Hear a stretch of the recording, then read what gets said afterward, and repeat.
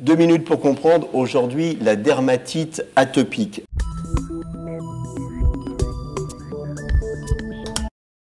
Alors la dermatite atopique, c'est la deuxième maladie de peau en France. Ça touche un nombre incroyable de gens. Oui. Qu'est-ce que c'est exactement? Alors c'est une maladie une dermatose très fréquente qui touche près de 1 nourrisson sur 10, qui est en constante augmentation, notamment dans les pays très développés, on va dire. C'est une dermatose inflammatoire de la peau d'origine multifactorielle. Donc il y a des facteurs génétiques, des facteurs environnementaux également. Ça se traduit par quoi? On a des plaques rouges. Alors, ce sont des plaques qui sont sèches, rugueuses, rouges, qui grattent beaucoup. Chez les nourrissons, c'est souvent sur le visage. Chez le petit enfant, c'est dans les plis des coudes, plis des genoux. Et chez l'adulte, c'est souvent le visage et les mains. Et puis parfois, ça peut atteindre tout le corps.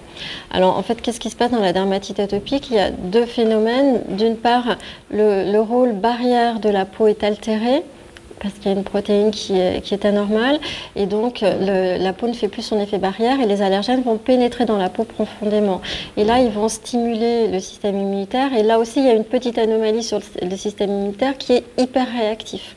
Donc les allergènes qui vont traverser vont déclencher une réaction immunitaire exagérée, une surréaction exagérée qui va déclencher une inflammation au niveau de la peau. Qu'est-ce qu'on fait pour s'en sortir? Il faut absolument traiter, donc consulter.